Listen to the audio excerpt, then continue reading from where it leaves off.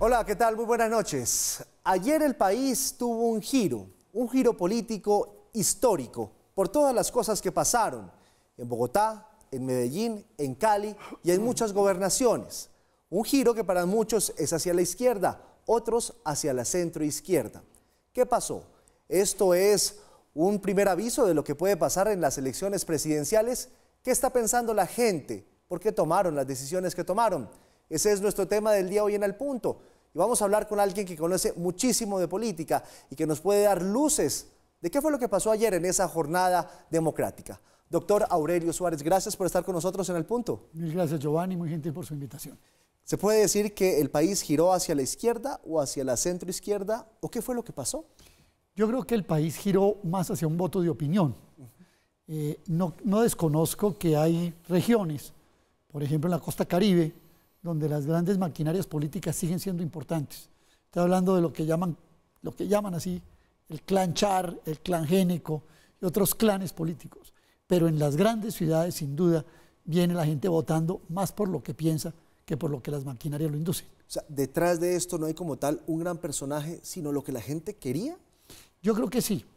Ahora, esa opinión no es una opinión estática. Sí. Es una opinión, como dicen en Estados Unidos, waving. Sí. O sea, se mueve. Sube y baja, va para un lado y para otro. Sí. Y se sintoniza en determinados momentos con ciertos vectores de la política. Entonces yo vi, por ejemplo, un fenómeno de mujeres, que es muy importante, de jóvenes, de un rechazo sin duda a lo que usted señalaba de los extremos políticos. Yo diría que los extremos no tanto como de izquierda o de derecha, sino las posiciones que son absolutamente extremas, casi rayando en señales muy personalistas. Algunos lo llaman caudillistas, otros populistas, pero yo veo el país un poco alejado, sobre todo el país urbano, un poco alejado de eso.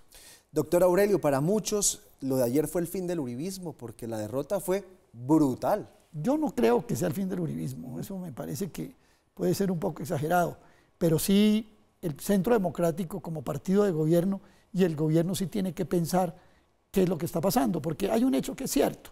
Si el país estuviera contento con ese gobierno, pues el país salía a respaldar sus candidatos, salía a respaldar a quienes daban los mensajes de apoyo al gobierno, y eso lastimosamente no sucedió para el gobierno nacional. ¿Eso de Medellín no manda un mensaje profundo? Bueno, lo de Medellín miremoslo de la siguiente manera. Daniel Quintero es un candidato que se inscribió por firmas, es independiente, pero él tenía sus casas políticas también respaldando. Sin embargo, sí, pues hoy ya hay un saludo muy estrecho con Aníbal Gaviria. Uno se pregunta, ¿por quién votó Luis Pérez, el gobernador de Antioquia? Y no pareciera que hubiera sido por Ramos. Sí. De tal forma que él tenía de todas maneras sus respaldos políticos, pero independiente de que eso haya sido la señal política, sí es de que la gente no quería atajar la llegada de un hombre, de un gallo fino del uribismo, como era el hijo de Luis Alfredo Ramos, como era Alfredo Ramos. ¿Y por qué será que está pasando eso? ¿Será que la gente ya se fatigó con la figura del expresidente o se fatigó de los que el presidente señaló? Yo creo que hay un desgaste de las dos cosas, pero insisto, hay que tener una mezcla entre la figura de Uribe, entre los que Uribe dice y el gobierno. El gobierno está identificado como un gobierno del Centro Democrático y no recibió el respaldo en las urnas. Eso es un hecho cierto. Lo que pasa es que ahora, como hay tantos matices, es un arcoíris la política, eso se puede, digamos, difuminar un poco. Pero fíjese usted que cuando había un gobierno conservador y había unas elecciones regionales y ganaban los liberales, pues la gente le decía no al gobierno conservador, sí, o viceversa. Estoy hablando de la época antigua de la política. Aquí hay que hacer lo mismo. Si el gobierno tuviera una imagen, un respaldo positivo en las mayorías de Colombia, ese gobierno y sus candidatos hubieran tenido un respaldo y no lo tuvieron. ¿Y ese problema del gobierno es qué? ¿Gestión? ¿Comunicaciones? ¿Su cercanía con la gente? ¿Qué es lo que pasa? Yo creo que las políticas del gobierno de Duque no muestran una ruptura. Duque fue elegido como una respuesta contra Santos. Sí. Y la gente pensaba que era una ruptura en políticas claves, en la política económica, en la política social. Pero es un gobierno que usted hoy lo encuentra anunciando una reforma tributaria que es una ley de financiamiento 2.0, una reforma pensional, una reforma laboral, una serie de reformas que todo el mundo está diciendo, viene el paquetazo para Colombia. Sí. Entonces yo creo que hay todo. Decir que hay una sola cosa a mí no me parece un análisis muy simplista. ¿Sí? yo creo que hay una serie de elementos que uno con tiempo tiene que ir entresacando para hacer una puesta en escena de cómo los electores, la masa grande de la elección, se inclinó hacia uno u otro candidato. Hay un dato que es importante, Giovanni. En el año 2015, Francisco Santos, que era el candidato del Centro Democrático, sacó el 12% en Bogotá. Miguel Uribe Turbay, que es el candidato del Centro Democrático, sacó el 13,8% en Bogotá. O sea, con un gobierno que se supone que debía catapultar a su candidato en la principal ciudad del país como Bogotá. No hay cambio ahí. No hay cambio. Estático. No hay cambio, es correcto, eso es importante. Lo mismo con la llamada izquierda. Sí.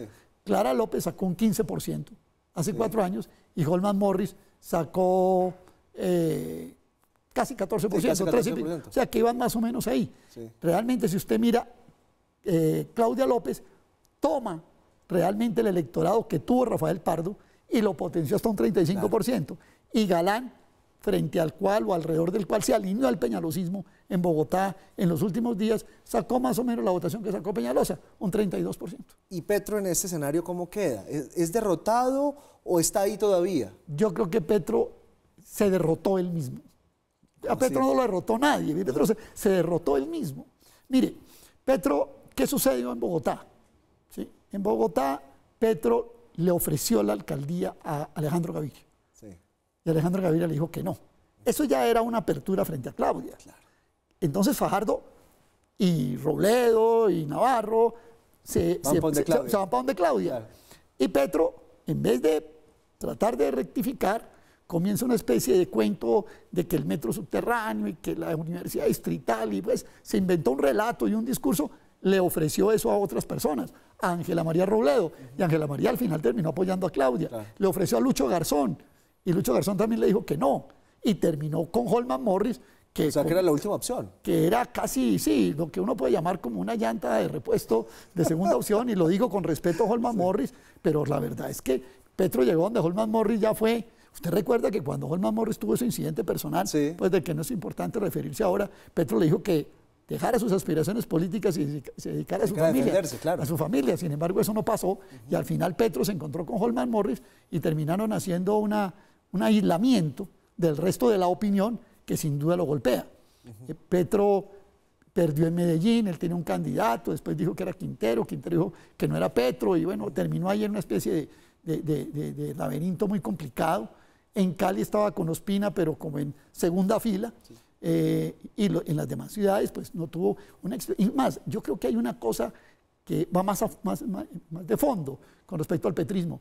Petro tuvo 8 millones de votos y no pudo compactar un movimiento que lo presentara en todo el país a lo largo y ancho, de manera unificada, con unas señales claras, con un discurso conjunto. Por ejemplo, ciudades tan importantes como Barranca Bermeja. Digo importante para un movimiento de izquierda, Barranca es muy importante, es un centro obrero de primer orden.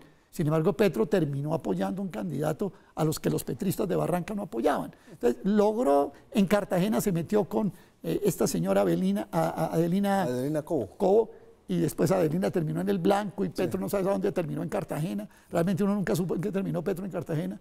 Entonces, él se derrotó a él mismo por decisiones equivocadas y lo más importante, no logró compactar un movimiento Colombia Humana. Claro. Eso sigue existiendo en Twitter, pero ¿dónde están las asambleas de Colombia Humana?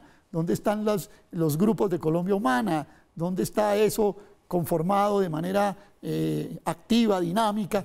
No, es una especie de islas, de nodos, como ellos lo llaman, pero cada vez más descompuesto. Para Petro es muy grave que su fórmula vicepresidencial, Ángela María Robledo, hubiera terminado apoyando a Claudia López. Eso es muy grave. A propósito del tema Claudia López, ¿cómo entender ese fenómeno Claudia López, más allá de lo positivo que uno puede pensar que sea la primera vez que tenemos una mujer alcaldesa, elegida, ¿no? Que sea además la votación más alta de la historia, así es, que sea un caso diverso, pero ese fenómeno en Bogotá, ¿qué quiere decir? ¿Qué mensaje manda? Pues mire, yo creo que lo de Bogotá y el mensaje de Claudia López hay que tomarlo como con varios elementos, pero aquí hay un derrotado que está por ahí entre bambalinas en Bogotá, que se llama Enrique Peñalosa. Ah, sin duda. Peñalosa es un derrotado. Sí. Es decir, Peñalosa póngalo ahí en el monte de los derrotados. Petro en los semiderrotados, Peñalosa en los derrotados al pie de Uribe. ¿Sí? Yo creo que lo de Claudia López tiene que ver con la gran impopularidad de Enrique Peñalosa y permítame hacerle la glosa, y con la poca eficiencia también, Claro. para hacerle la glosa a su eslogan. Sí. Si Peñalosa fuera impopular pero eficiente, le hubiera ido mejor. Al final, fíjese usted que el peñalosismo se alineó con Galán como cogido ya de la última posibilidad dejó solo a Miguel. para atajar lo que podía ser una reversión, y ya se vio. Usted hoy mismo vio por la mañana en distintos medios a Claudia López diciéndole a Peñalosa: le pido por favor que pare el POT, Sí. porque el POT es la definición de ciudad y usted no me va a definir cómo es la ciudad un mes antes de irse. Claro. Y a usted lo rechazaron, ese POT lo rechazó la votación. Entonces, yo creo que en Bogotá hay mucho de lo de Peñalosa en primer lugar. En segundo lugar, también hay una expresión de los jóvenes. Mire, yo creo que hay un hito que es muy importante, y es que yo vi muchas mujeres y muchos jóvenes en esta campaña. Mire, Giovanni, se acabó el mito de que los jóvenes no votan. ¿Se acuerda que decían, no, eso los muchachos, sí, pero el domingo? No, los jóvenes están votando en Colombia. Y mucho. Y están votando por lo que piensan y votando mucho. Sí, claro, la gente adulta, gente madura, pues sale a cumplir lo que ellos llaman su deber ciudadano, pero los jóvenes están metiéndose en la política. Le doy una prueba. Si usted coge la edad promedio del Consejo de Bogotá, Son y jovencísimos. este que está terminando, Sí. y la compara con el nuevo, Son jóvenes. yo creo que por lo menos esa promedio va a caer en 10 años. Yo no he hecho la cuenta, Sí. pero voy a hacerla. Y le puedo decir que por lo menos en 10 años bajó la edad promedio del Consejo de Bogotá. Hay gente muy joven, el Partido Verde lleva gente joven, el Polo tiene una gente joven, Emanuel Sarmiento, Carlos Carrillo, son gente joven, el Partido Liberal empujó gente joven. Entonces, aquí hubo un hecho nuevo, y es que los jóvenes y las mujeres están participando en política. ¿Qué debe hacer, en su opinión, doctor Aurelio, Claudia, respecto a la figura de Sergio Fajardo, que ya abiertamente dice que va para había dicho que no, pero ahora dice que sí, que va para la presidencia del 2022? Pues yo creo que Claudia comentó una impertinencia cuando el famoso día de la inscripción dijo que era Fajardo 2022. Eso fue una impertinencia, fue un error, incluso un poquito irrespetuoso con sus aliados, te lo debo decir con toda sinceridad. Pero Claudia va a tener que ser neutral, ¿sí? Porque es la alcaldesa de todos los bogotanos. Sí, ¿sí? pero es como- Bueno, pues difícil, pero le va a Imposible. tocar darle a todo el mundo iguales garantías. Porque ahora, ser neutral no quiere decir que cambie de pensar. Sí. Ella puede pensar lo que quiera, pero a todas las corrientes políticas, siendo esto el centro principal de la política en Colombia, tiene que darles garantías iguales. Sabe que quedé pensando sobre algo que decía mucha gente en Twitter respecto al carácter de la doctora Claudia López. Parecería que eso que tanto le criticaron jugó a favor de ella. Sí, porque la gente ve la ciudad muy desordenada. Ah. Es que la inseguridad en Bogotá es muy grande. ¿Sí? Pero yo creo que Claudia juega limpio. Yo cuento este hecho que puede servir, Giovanni. Hubo 30 partidos de fútbol profesional femenino. 30, 35. ¿Usted sabe cuántas tarjetas rojas hubo? Me imagino que poquiticas. No hubo ni una. No, Eso fabuloso. quiere decir que las mujeres juegan limpio. Sin duda. Que salen a jugar a lo que hay que jugar. Yo creo que Claudia representa eso también. Bienvenidos. Yo estoy muy contento con esa elección de una mujer por primera vez. Había habido alcaldesas. Clara López estuvo encargada 6 meses después de Samuel Moreno. En un ratico estuvo la doctora Campo. También una vez estuvo como alcaldesa Cristina Plazas. Pero la primera mujer que es elegida como alcaldesa en Con la votación más alta de la historia, ¿no? más de 1.100.000 votos, Sí. eso es muy grande, ¿no? Y con una diferencia importante. Cuando usted mira 35-32, pues lo ve muy poquito, pero en una votación de 3 millones, cada punto son más de 32.000 votos, ¿no? Sí, correcto. Estos resultados, lo que tiene que ver con Bogotá, con Medellín, con Cali y con lo que usted señalaba, con Barranquilla, ¿tira alguna línea, por decirlo de alguna manera, de lo que podrían ser las elecciones presidenciales? Todo el mundo dijo que el 2019 era la primera apuesta del 2022.